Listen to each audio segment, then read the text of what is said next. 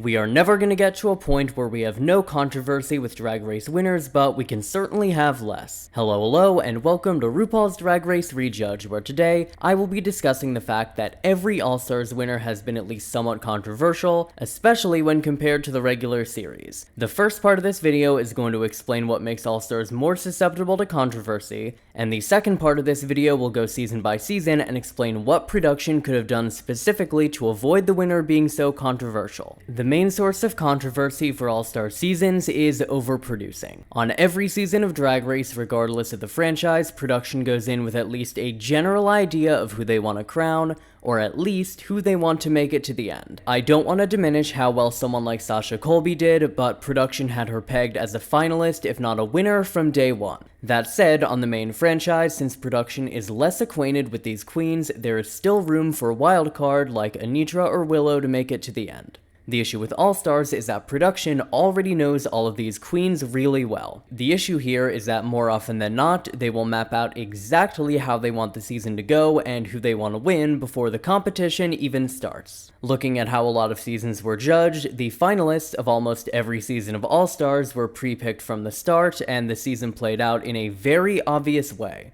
All-Stars 1 was always going to be Chad's team and Raven's team, All-Stars 2 was always going to be Relaska Tox plus someone else, All-Stars 3 was always going to be Trixie, Shangela, BB, and Dela, and so on. Not only does this make the show seem obvious and rigged, it also leads to the issue of overproducing storylines. There have been 3 separate seasons of All-Stars where production has forced an unnecessary underdog comeback for a winner, and one where they completely fumbled the penultimate episode of a season to justify an unnecessary season-long arc. All of this combines to result in incredibly controversial finales and winners, but I will get into much more detail on this when I go season by season. The second main cause of controversy on All-Stars is the pre-show reputations of the queens. As someone who ironically doesn't spend much time on Drag Race social media, in the time I've been watching the show, the only queens I've been aware of before their seasons aired were Candy Muse, Sasha Colby, Sugar, Spice, and Lana Jarrett. The first result of this is that perfectly deserving winners become controversial because they beat out a fan favorite. Chad Michaels had 3 wins and a bottom compared to Raven having 0 wins and 3 bottoms. Unfortunately for Chad, because of Raven's preseason status as a fan favorite and reputation of being robbed on season 2, we got a massive resurgence of the Raven was robbed movement when it was even less justified. The second downside of the pre-show reputations is that perfectly deserving winners become controversial because they didn't live up to their expectations. Shea Coulee on All-Stars 5 and Trixie on All-Stars 3 both had 2 wins and 1 actual bottom, but because they had both set such high bars for themselves with Shea's previous run in Trixie's social media presence, they both ended up being slightly controversial despite doing generally well on the seasons. While a pre-show reputation can definitely help someone like Raja or Kylie by giving them a redemption arc, more often than not they are going to cloud the judgment of production and or the fans. With the root causes out of the way, now I'm gonna go season by season, starting with All-Stars 1. This is one of the few controversial results that I fully blame on the fans. Chad was judged reasonably fairly all things considered, and while track record should not be the only deciding factor, Raven should not have been in contention to win a season after receiving 3 bottoms and a low in her 5-episode run on the season. The first thing production could have done to minimize backlash would be to cut Raven at Final 4. While there definitely would have been some initial backlash, while Raven was a bigger fan favorite than Chad, Chanel was not, and production very easily could have blamed their decision on track records. The second thing production could have done would go all the way back to season 2, although once again, production really didn't need to do anything more than they already did. I have nothing nice to say about the winner of season 2, but the Raven was robbed narrative was only able to take root because production picked a winner and proceeded to completely fail at presenting them as even remotely likable. If production had not given the winner of the season such a massive villain edit, the narrative never would have snowballed and All-Stars 1 would not have been controversial. Next up we have All-Stars 2, where production ended up trying way too hard and overproduced the season. Katya is a massive fan favorite, so her loss would always be controversial, but production made a few decisions that added fuel to the fire. Number 1, Alaska did not need to win that lip sync against Jeremy. Production had no idea Jeremy was going to go on the iconic mirror rant when they were picking a winner for that lip sync, so letting her eliminate Alyssa actually strengthened strengthens the storyline with the information they had at the time. Jeremy absolutely killed it in this lip sync, and this episode is one of the main points cited for the season being rigged for Alaska. Number 2 is that Alaska absolutely lost that cherry bomb lip sync. This is not controversial. It has been almost a decade since the season aired. This is not controversial. This was a completely unforced error on behalf of production. If Katya wins, Roxy and then probably Tatiana go next, Alyssa gets eliminated at Final 4, and Alaska wins the season because she's up against the same Final 3 with the exact same track record. Giving Alaska a free $10,000 and saving Roxy makes the season look rigged for Alaska talks. Just like every winner, Alaska fully deserved to win their season, but the fact that she was favored the way she was muddies the waters and actually boosts the argument that she was reliant on favoritism to win. Moving on to All-Stars 3, we have yet another season where production ended up trying way too hard and overproduced the season. Dayla was 100% going to win if she hadn't quit, but removing her as a variable, this is a race between Trixie and Shangela. Unfortunately for Trixie, production handled it in the worst possible way. The first change production should have made here would be not forcing a redemption arc for Trixie. Trixie bombed Snatch Game, but gained a lot of momentum back in the ball. She did a great job in girl groups and easily could have won. Instead, production gave her some of the worst critiques of the night for being too dry in the recording sessions and threw her in the bottom when she easily could have been top 2 or at least high with a bottom 2 of Shangela and Kennedy. If production had let Trixie's redemption arc play out, she would have had 3 wins and a bottom and be one of the clear frontrunners going into the finale. The second change production could have made was having no jury. If Shangela hadn't gotten ousted by the jury and just lost the lip sync regularly, there wouldn't have been anywhere near as dramatic of a backlash. Just like Alaska, Trixie fully deserved her win, but the fact that the jury was there muddied the waters and made it seem like Shangela would have won if production hadn't intervened, when in reality, Trixie was always going to win the season after how well she did in the Rumix and then the fan vote. Next up, we have All-Stars 4, where production honestly might have underproduced things for once. Literally anyone out of Trinity, Mo, Monet, and even Naomi could have won, but production's indecisiveness combined with the botched edit of the double crowning really messed up the season. I will also throw out there that after Manila was eliminated, there was almost no way the winner of the season was walking away without at least a bit of dirt on them. The first change production could have made here would be to simply crown Trinity. She had the best track record and was generally fine in the Rumix and lip sync for the crown. It would not have been an exciting win, but I don't think the fans would have been that mad. The second change production could have made here would be to simply crown Monet or Mo. Both of them had a really good track record, massive glow up in storyline, and absolutely dominated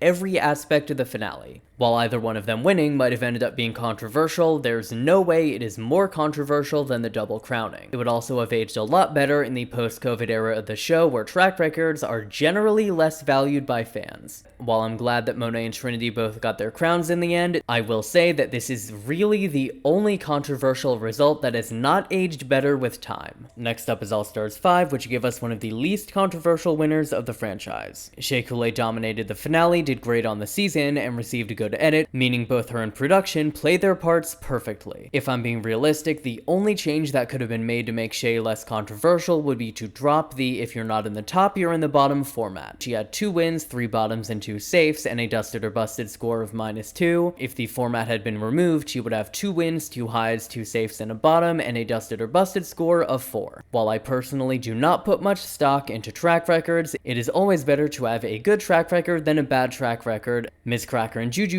both did well, but this was Shea's season to win, and that has been the consensus of the fanbase for a long time now. Next up is All-Star 6, where production returned to the old ways of overproducing storylines, but interestingly, the overproducing was not linked to Kylie specifically. Kylie's one win on the season was the awful episode 6 acting challenge, where she was coached by Michelle. This led to a lot of backlash at the time, but I never viewed this as badly as most fans. I'm almost 100% sure that this exact coaching scenario has played out dozens of times in Drag Race history. The only difference here is that it was shown on camera, so production could force a redemption arc after needlessly throwing Kylie in the bottom the challenge before. Going into the tail end of the season, it really felt like anyone out of Ginger, Raja, Kylie, Trinity, and even Eureka had significant win equity. Unfortunately for Kylie, production made a decision to keep their options open and not set her up for a win. Episode 8 was devoted to Ginger's Snatch Game and Trinity's Glow Down. Episode episode 9 was devoted to Raja's last boost of momentum, episode 10 was Silky's SmackDown, and then episode 11 was Eureka's redemption arc. All of these queens are absolutely amazing and deserving of storylines, but did you notice which major contender for the crown got nothing?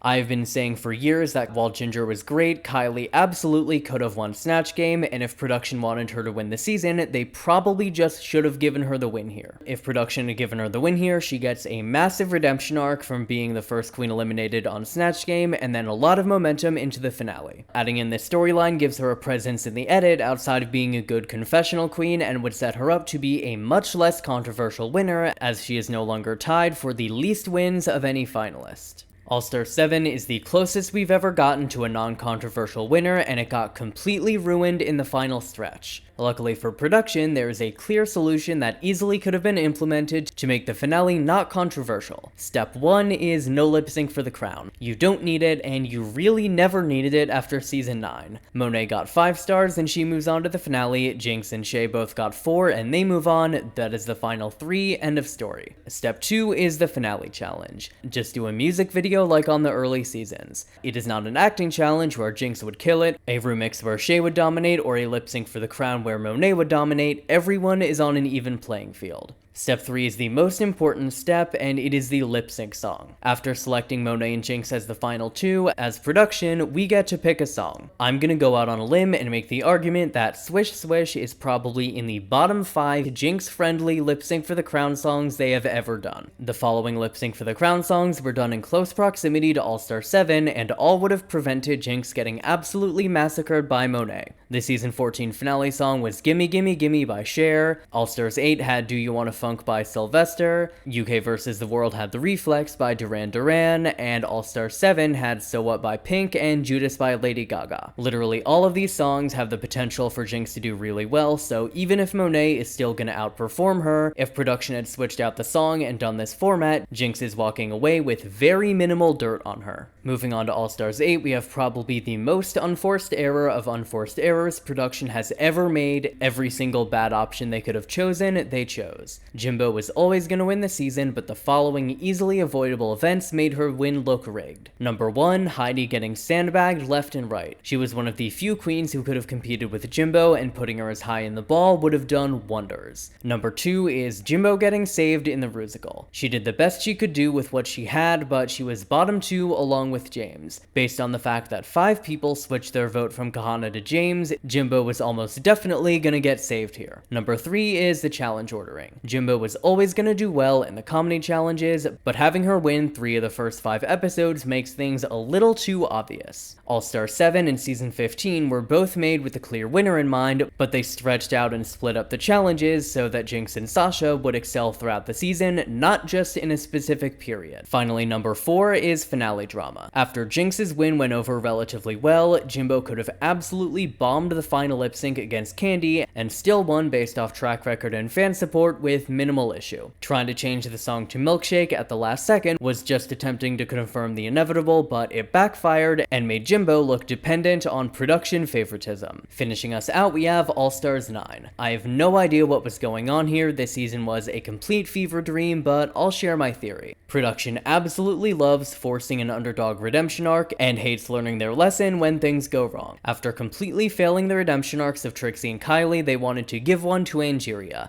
Instead of giving her wins throughout the season, production purposefully held her back so she could slay the talent show and kill the finale out of nowhere. The issue here is that her talent show was only around 4th or 5th best, so production evening the scoreboard came off as rigged. Instead, here's what they should have done. Number 1 is to give her the win in Snatch Game. She was great in the challenge and the runway and deserved at least the momentum since she was blocked that week. Number 2 is to create a fair final 3. In a final 3 of Roxy, Angeria, and Vanjie, Angeria is the weakest lip syncer there. If Plastique is judged fairly throughout the season and makes it, the final lip sync can focus on her being the frontrunner and completely bombing the performance, so Angeria's second best lip sync can swoop in and get the win. In the end, for All-Stars 9, I think production just backed themselves into a corner and tried to save it in the dumbest way possible. I personally hope they would have learned their lesson after 13 years of doing All-Stars, but if my predictions for All-Stars 10 are correct, I am really worried we're gonna get another deserving winner who just got pushed a little too hard by production and now looks rigged. Do you want non-Emmy nominated gay shit? Well then you should check out the RuPaul's Drag Race Rejudged YouTube channel and hit subscribe.